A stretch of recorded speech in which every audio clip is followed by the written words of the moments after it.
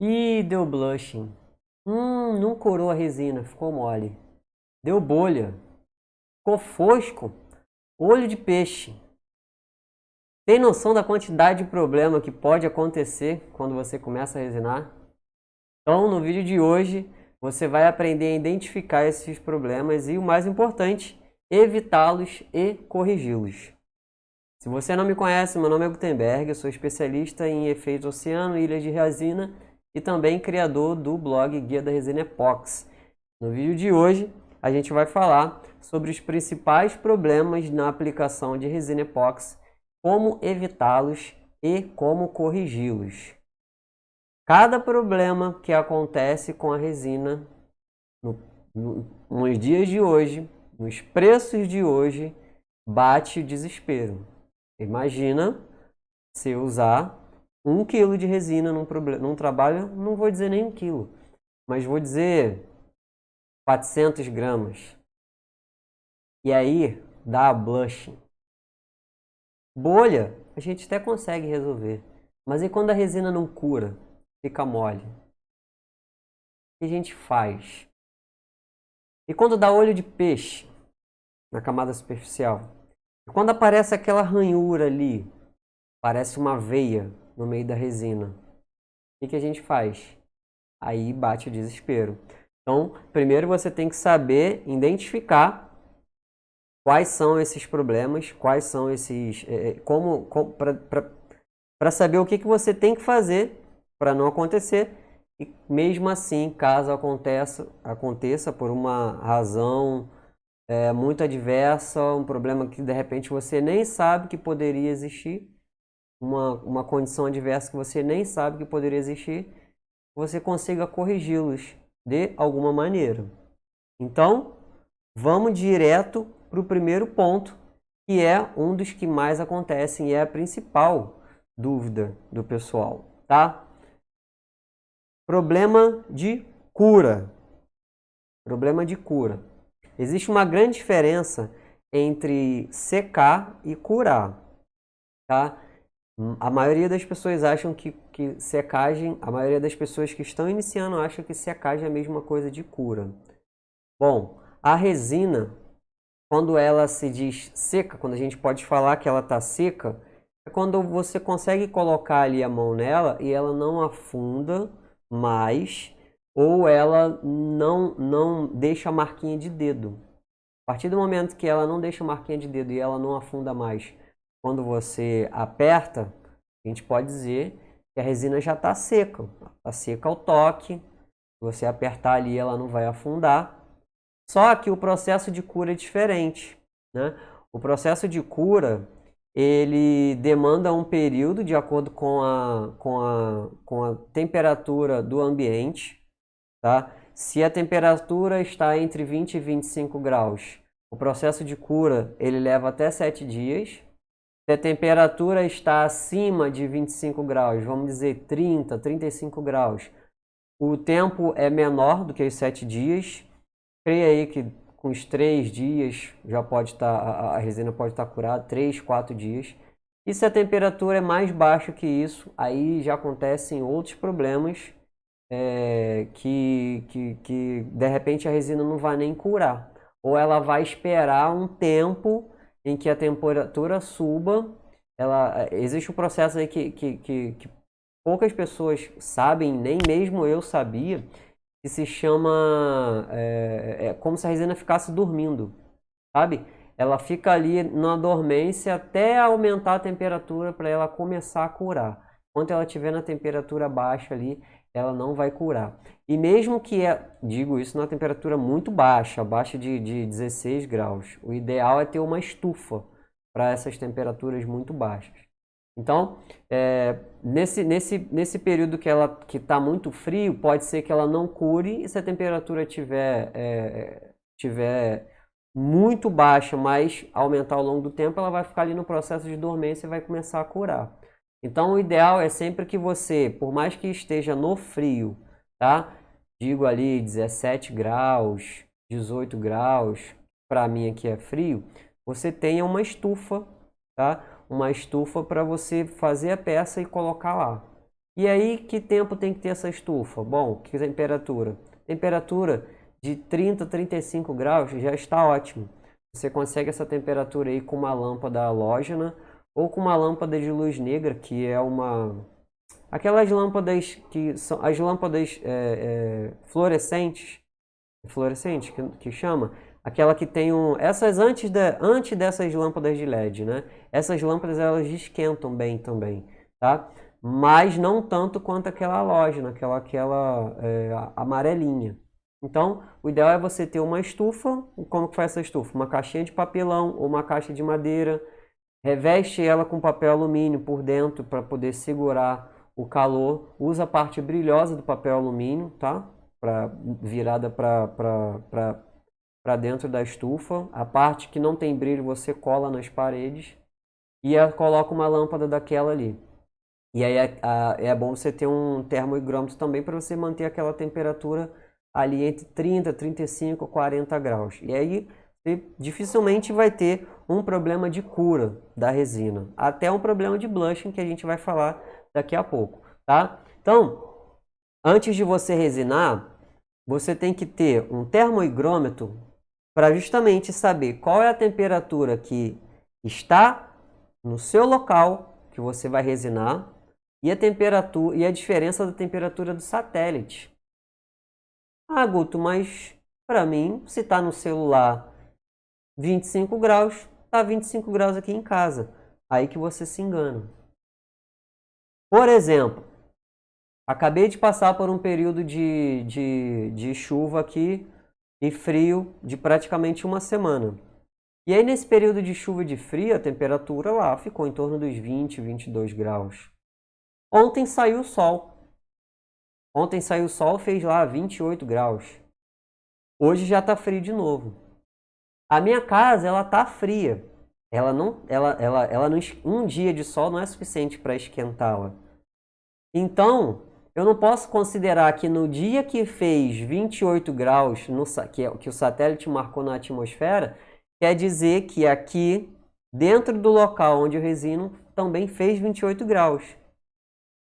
Pode ser que a temperatura aqui esteja em 22 ainda, 23, às vezes até menos. E que pior, que a umidade do local aqui onde eu estou esteja muito acima do permitido pela resina, que é de 60% da maioria das resinas. Então, tem que ter um termoigrômetro. Guto, pelo amor de Deus, o que é termoigrômetro?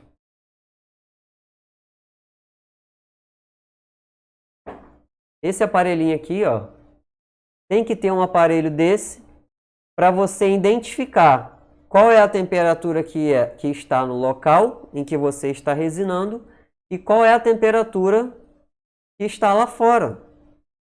Aí, quando você tiver isso daqui, você vai esquecer a temperatura que está lá fora.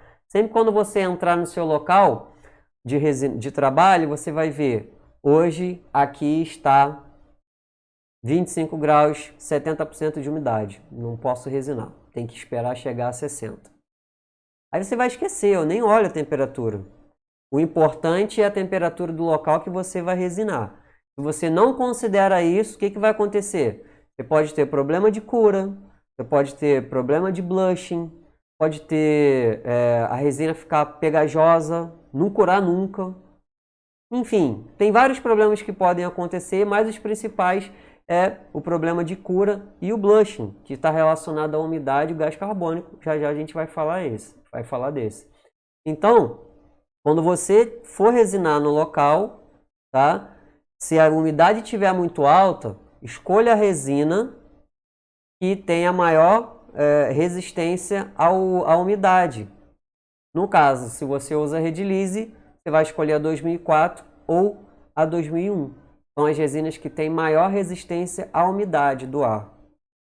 Se você está no local que é resistente... Detalhe, tá? Isso daí, o permitido é 60%. 60%. Mas essas resinas, elas têm uma resistência maior.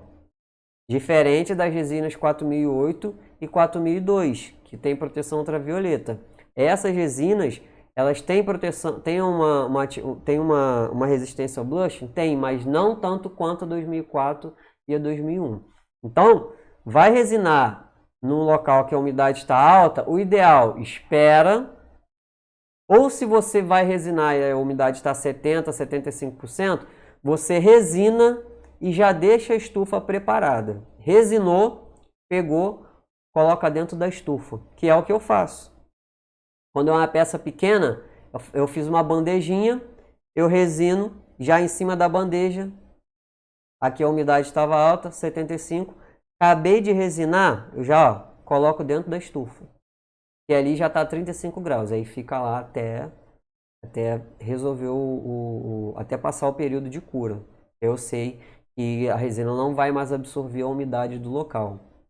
Enquanto a resina mistura no endurecedor até ela curar, ela fica absorvendo umidade e gás carbônico do ambiente.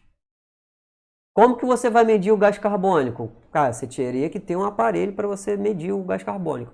Mas a umidade? Termohigrômetro. É o principal. O principal problema de blushing é a umidade. Então você tem que ter um aparelhinho desse justamente para identificar sempre no local de trabalho se esse local está apto para você fazer algum trabalho de resina naquele momento.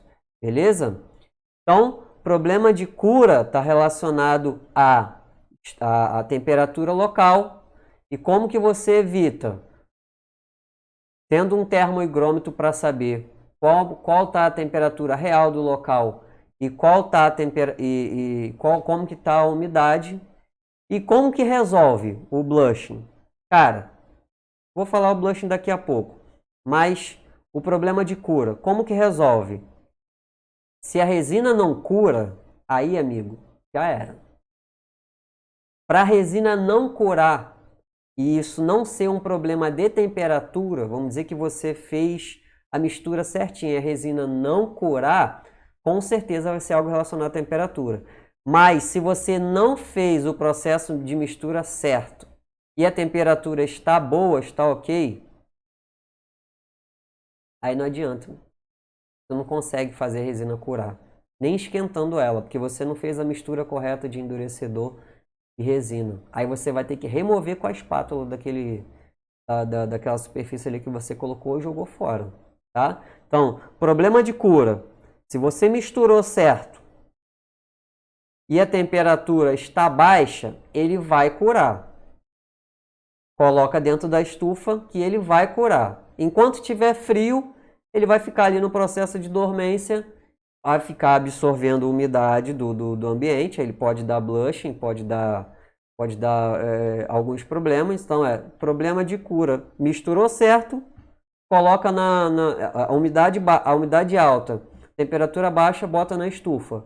Misturou errado, não tem nada que salve. Por mais que a umidade esteja baixa e por mais que a temperatura esteja alta. Show? Então, vamos para o segundo problema, que é o blushing. A gente já deu já fez mais ou menos aqui um overview do que é. O blushing, o que é? Quando você faz a mistura, vamos dizer que você fez a mistura certinho. Quando você despeja ali a resina no local, se a umidade estiver alta, o que vai começar? Vai começar a aparecer umas marquinhas como se tivesse óleo na resina. Sabe? É um negocinho superficial, como se fosse um óleozinho que tivesse caído ali. Aí fica aquelas marquinhas ali. Não é como se fosse uma nuvem, é como se fosse um óleozinho mesmo. Tá? E aí, esse blush, na maioria das vezes, ele fica superficial, ele não vai lá para dentro da resina, tá? Então, tem como corrigir. Ele acontece porque você está resinando numa temperatura provavelmente baixa ou média, mas numa umidade muito alta. Dificilmente você vai ter blushing quando a temperatura está alta, porque quando a temperatura está alta, a umidade ela não fica tão alta, ela fica mais baixa, né?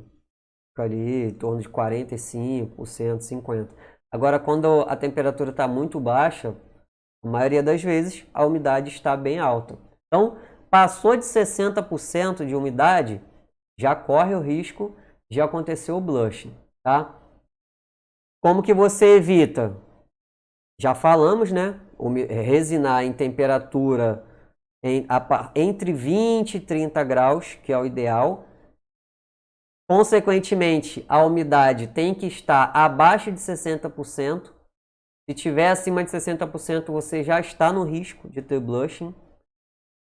Você precisa usar a estufa para poder evitar, né? Fez o trabalho, joga na estufa. Termohigrômetro, ferramenta primordial para quem trabalha com resina. Outro aparelho que você pode evitar o blushing, se você tem o ar-condicionado inverter, que ele também joga ar quente, isso daí evita da umidade estar muito baixa no local, mas aí já é bem mais caro, investimento maior. Mas tem um aparelho também que se chama desumidificador. Ele vende na internet, é como se fosse, é um aparelho do tamanho de um umidificador, que ele joga o vaporzinho, né, para umidificar o ambiente. E esse aparelho ele faz o contrário, ele suga a umidade do ambiente e ele joga um ar mais quente, tá? Então, esse desumidificador é bom se você mora num local, de repente, que é perto de praia, que a umidade está sempre muito alta, é bom você ter esse aparelho dentro lá da sua oficina para você resinar. E aí ele vai estar sempre tirando a umidade, você vai deixar o local fechado, claro que se você deixar aberto não vai adiantar nada, né?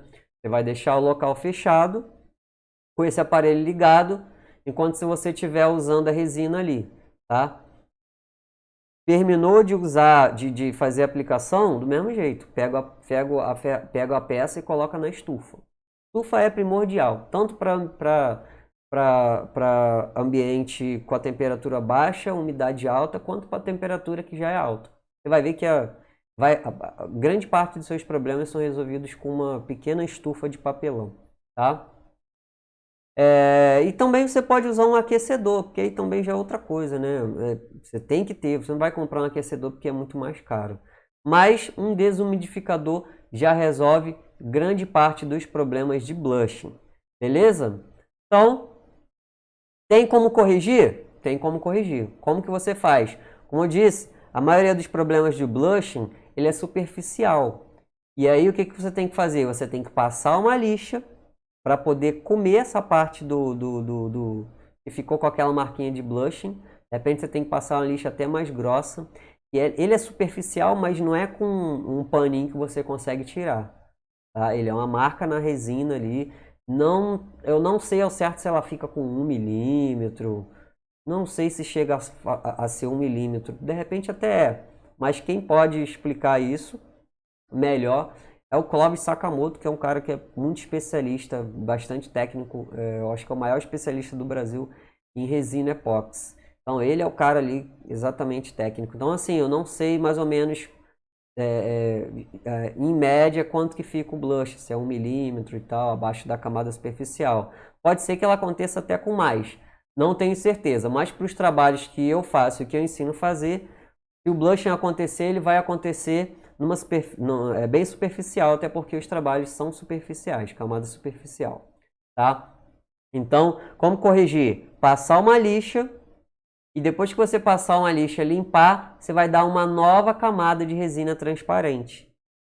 Não precisa polir, não precisa fazer nada, é só lixar e cobrir. A resina, quando você despejar ela em cima da superfície lixada, ela vai preencher todas as ranhuras que a lixa causou e ela vai deixar ali totalmente como se estivesse novo, como se tivesse acabado de fazer de novo, tá? Então, resolver o blushing é só isso, é lixar e resinar por cima. Pelo amor de Deus, vai resinar por cima, vai fazer a coisa certa. Se você tem um trabalho aí que está com blushing, é só você fazer isso, dar uma camada de lixa, ver que aquela marca ali saiu e depois dar uma nova camada por cima de resina transparente.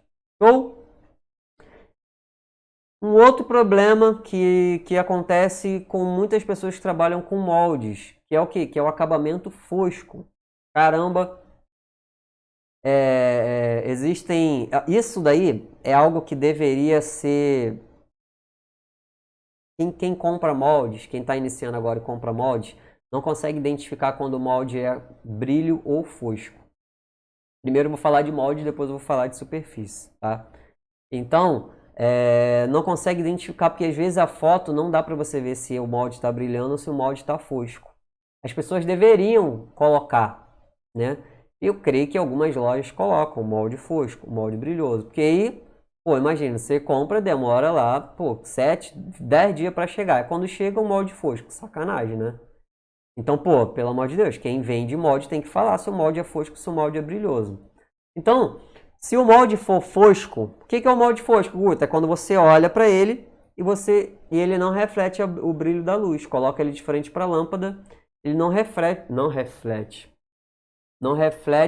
o brilho da luz. Por exemplo, ó, eu tenho um dominó aqui e essa parte do dominó, ela é fosca, e ela é a parte de trás. Não coloco a resina aqui, eu coloco por dentro. E essa parte aqui é brilhosa. Olha a diferença. Tá vendo? Ó, parte de brilho, parte fosca. Existem muitos moldes que você despeja a resina nessa parte aqui, ó, que é a parte fosca. Se você despeja na parte fosca, o molde, quando você desmoldar, a peça vai vir fosca. Daí não tem que tem como resolver, claro, né? Mas assim, não tem que fazer. Você precisa ver antes se o molde é fosco ou se o molde é brilhoso. Se ele é brilhoso, ele sempre vai tirar a peça brilhosa. E se ele é fosco, ele sempre vai tirar a peça fosca, tá? Então, muita atenção na hora de comprar um molde. Pergunta se ele é fosco, se ele é brilhoso, porque as pessoas não falam. Muitos vendedores não falam se o molde é fosco ou se o molde é brilhoso, tá? Eles querem só vender, querem empurrar a mercadoria. Então, a maioria dos problemas de quem trabalha com molde fosco é justamente isso. No processo da compra, não perguntou, não sabe a diferença entre molde fosco e molde brilhoso, tá? Então, agora que você viu aqui exatamente como que é só você, na hora de pesquisar, se não der para ver na foto, pergunta para o vendedor, tá? Fora isso, a resina ela também pode ficar fosca quando você resina. quando você faz o trabalho, né? E um dos problemas que podem acontecer da resina ficar fosca é justamente o blush. O blush, ele deixa a peça um pouquinho fosca. E aí, o que você tem que fazer? Lixar e dar uma nova camada por cima. No blushing. Agora, vamos dizer que você faça uma peça, por exemplo, igual essa daqui. Essa é brilhosa, tá? Não tá fosca. Mas vamos dizer que você faça uma peça no molde fosco. Não vou falar dominó, porque o que eu vou falar aqui não vai servir para o dominó. Vai te dar muito trabalho. Mas vamos dizer que você compre um molde desse daqui e esse molde é fosco. E aí você faz uma peça. Tem dois modos de você conseguir resolver isso daqui, tá? Primeiro modo é você fazer o lixamento, que é muito mais difícil. Aí você vai ter que ter uma lixadeira, que na mão esquece, você não vai conseguir fazer isso. Você tem que ter uma lixadeira, ou aquela lixadeira orbital, que é a quadradinha treme-treme, ou a roto-orbital, que é aquela que vai sugando, vai lixando, né? Aí você vai ter que fazer todo o processo de lixamento, tá? Do 280, 380, 400, 600, 800, 1.200, 1.500, 2.000, 2.000, 3.000, 4.000, 5.000. Imagina só. Muitas pessoas precisam fazer esse processo em tábuas. Assim, ó. Tábuas igual essa daqui. Porque às vezes dá algum problema e aí para não ficar muito grosso, tem que acabar lixando. Dificilmente você vai precisar fazer isso nessa peça aqui. Mas se você está fazendo uma mesa, se você quer fazer uma mesa e acontece algum problema, ou se vai fazer uma peça grande, como um relógio bem grande, acontece algum problema, uma mesinha de centro, dá um problema desse de blushing, tá? Ou algum outro problema que a resina fique fosca, ou alguma coisa, sei lá, que pode acontecer, o ideal é você fazer esse processo de lixamento todo e depois fazer o polimento. Eu tenho um artigo lá no Guia da Resina Epóxi, eu vou deixar na descrição do vídeo do YouTube, tá? Qual é a sequência de lixas que você precisa fazer até chegar à parte do polimento. Aí o polimento você tem que fazer com a pasta número 2, que é uma pasta de polimento automotivo, tá? Esse processo de lixamento é mais avançado, dá muito mais trabalho. Porém, o acabamento de uma peça grande, de uma mesa, fica muito mais bonito do que só com a resina. Tá? E ele fica muito mais forte, muito mais resistente à abrasão quando você faz todo o processo de lixamento e polimento. Porém, se você não tem a máquina, Guto, não tem máquina de lixar aqui, não tem dinheiro para comprar máquina, minha peça ficou fosca. Comprei o molde, fiz aqui, a minha peça ficou fosca. Como que eu resolvo? Processo muito conhecido já para quem já trabalha com resina, que eu chamo de camada de laminação. Tem gente que chama de camada de vidro, também já chamei. E tem gente que chama de dumming, que é o quê? Que é por cima da parte fosca, você simplesmente fazer uma nova camada de resina superficial, transparente. Acabou. A peça que antes era fosca, sem que você dê nenhum preparo para ela, ela vai ficar brilhante novamente. Novamente não, de repente ela nem ficou, né? Então, esse processo chamado de doming, ele pode ser feito em qualquer superfície, de qualquer peça, de mesa, de bancada, de artesanato com moldes, de tábua, de qualquer coisa. A camada de laminação ela pode ser feita em qualquer superfície. E esteja com algum defeito, esteja com algum arranhado, esteja com algum problema de buraco, que a resina, a madeira absorveu ali. Fez a camada de laminação, resina transparente, resina endurecedor, sempre. Jogou ali por cima, resolve o problema. Vai ficar como novo, vai ficar como vai ficar com brilho, tá? Não precisa de nenhum processo. Então, existem dois jeitos de você resolver o acabamento fosco: lixamento e polimento e nova camada superficial, sem preparar, sem nada. Ou a resina ela vai colar na parte de baixo, desde que você não tenha passado nada. Se você passou algum tipo de verniz, algum tipo de óleo, esquece. Aí você não vai conseguir que essa nova camada superficial grude na camada de baixo, tá? Tem que ser resina com resina. Passou qualquer produto, vai ter que tirar. Ou você lixa, ou você passa álcool isopropílico até limpar ali, álcool de posto até limpar ali totalmente. Deixar evaporar e dar uma nova camada superficial. Beleza? Então, problema de acabamento fosco para resolver ou lixamento ou nova camada. Um outro problema aqui que acontece muito, mas que é muito mais fácil de resolver, são as bolhas. Por que acontecem as bolhas na resina? E como que elas acontecem mais, né? Qual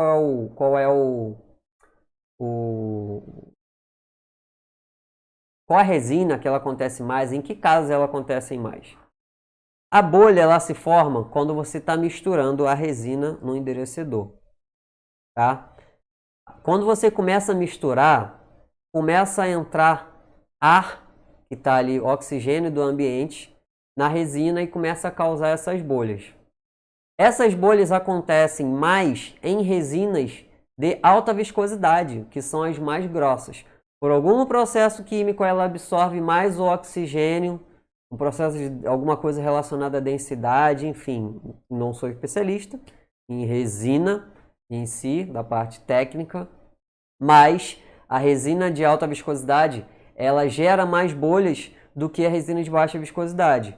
Por isso que ela não é ideal para fazer trabalho com moldes. Por quê? Porque o trabalho com moldes leva pouca resina e se tem muitas bolhas, você vai precisar estourar essas bolhas. E para estourar essas bolhas pode ser que você não consiga estourar todas ou você tenha que usar algum meio mais agressivo e acaba prejudicando o molde. Por isso que a gente precisa usar uma resina de baixa viscosidade para poder trabalhar com os moldes, tá? Agora, se você vai trabalhar em camada superficial, por exemplo, como as tábuas, você pode usar a resina de alta viscosidade e aí pode gerar bolha à vontade, que é só depois você estourar tanto com maçarico quanto com soprador térmico, quanto com outros produtos que eu vou falar aqui para você, tá? Então ela acontece no momento que você está misturando. Começou a misturar, as bolhas vão acontecer.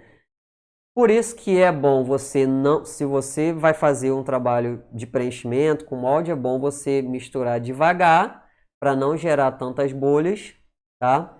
Mas se você vai fazer uma camada superficial, você pode misturar do jeito que você quiser, pode misturar rápido, porque depois é só você estourar com essas ferramentas, beleza?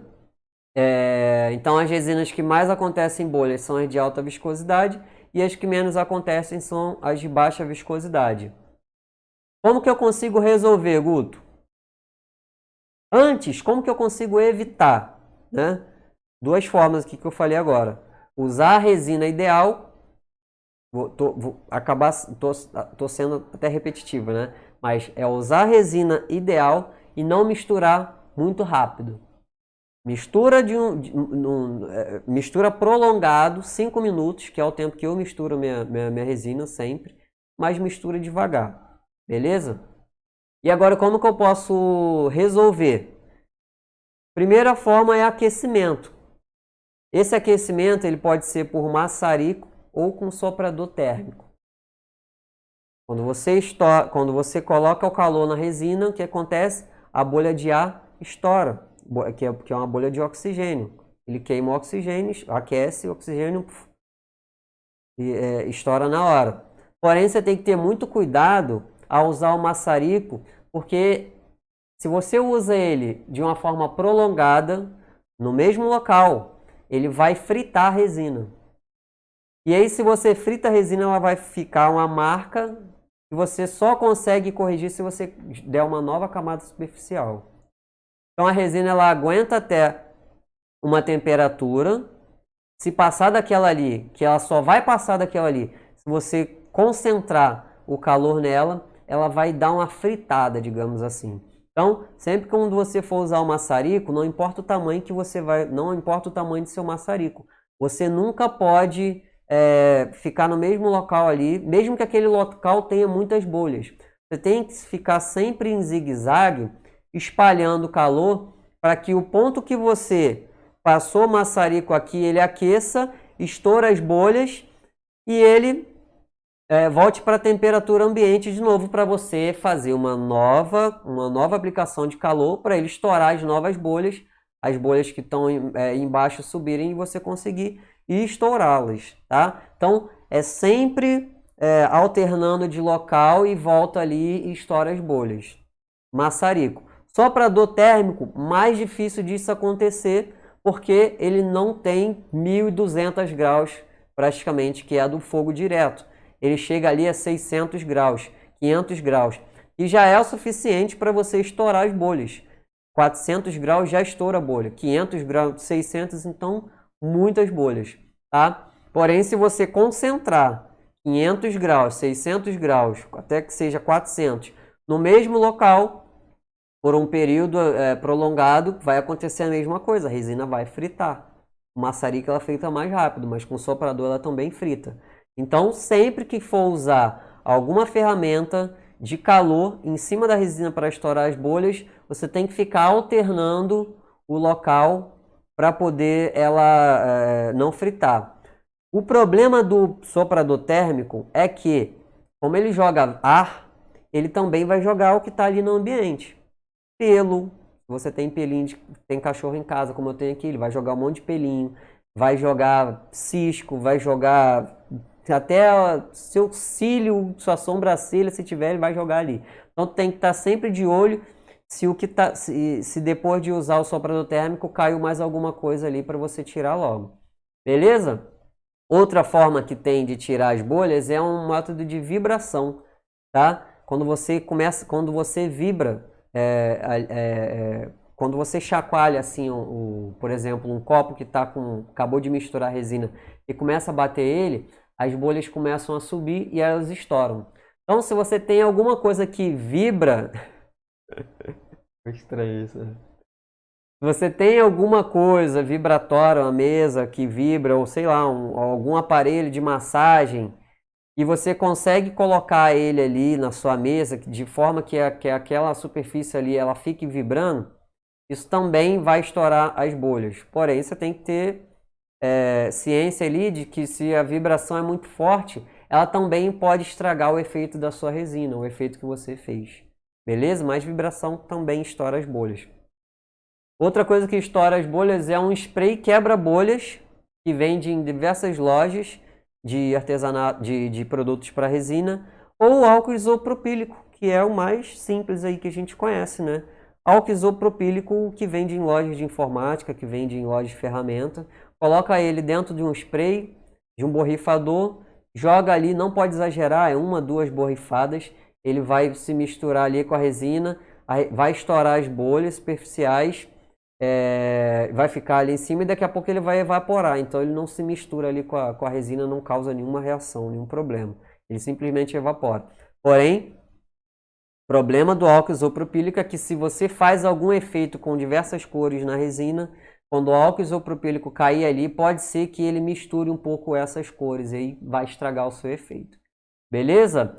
Existem também aditivos que você mistura na resina, eu nunca usei particularmente, mas existem aditivos que você mistura na resina que faz ela gerar menos bolhas ou que as bolhas que geram elas já estouram muito mais rápido.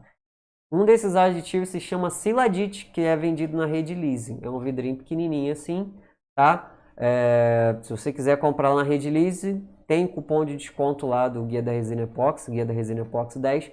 Pode comprar lá esse Siladite. Eu nunca usei, mas dizem que é muito bom.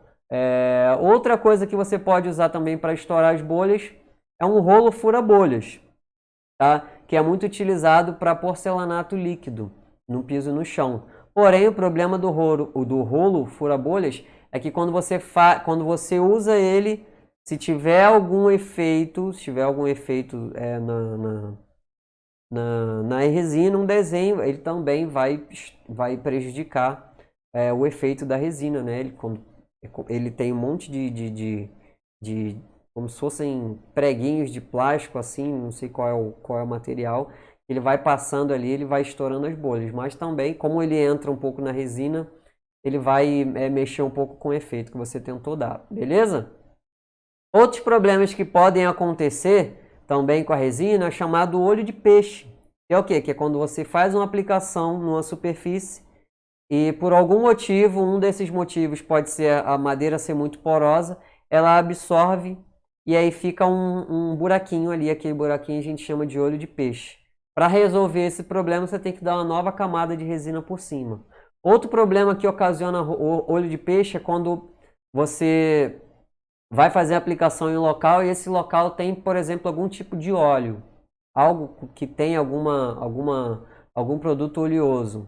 E aí quando você derramar a resina ali, a resina ela não gruda ao óleo, não adere de jeito nenhum. E ela vai abrir um pouquinho, vai criar um olho de peixe. Aí para resolver aquilo ali, você vai ter que esperar curar, vai ter que lixar aquela parte ali que deu olho de peixe, porque ele tem óleo, e aí depois você vai e faz uma nova camada por cima de resina.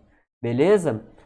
Outros problemas que podem acontecer, que são as veias, que é uma linhazinha que aparece quando você acontece muito para quem trabalha com moldes de silicone. O que são as veias? Misturou a resina no copo, jogou até a última gota no molde. Só que você não misturou 100% da resina e é praticamente impossível misturar 100% da resina no endurecedor, tá? Aquele último miligrama ali, a última gotinha da resina que você derrama lá na superfície, na maioria das vezes ele tem mais endurecedor do que resina, porque é muito difícil você misturar tudo. E aí o que acontece? Aquela linhazinha que aparece ali é o endurecedor. É o restinho de endurecedor que estava lá no fundinho do copo. Aí causa aquela veia. Para resolver, lixar. Tem que lixar aquilo ali bem lixado e dar uma nova camada por cima. Para evitar, mistura a resina bem, 5 minutos pelo menos. Se você puder misturar mais, mistura. E o que eu faço aqui? Eu misturo dentro de um copo maior e despejo para um copo menor. Desse copo menor que eu faço a aplicação. Por quê? Porque aquele restinho eu não jogo dentro do copo menor, aquele restinho que fica no fundo. Ou se ele cai por cima, e já cai por cima e eu já dou mais uma misturada no copo maior. Mas na maioria das vezes, aquele restinho de endurecedor ele vai lá para o fundo do copo.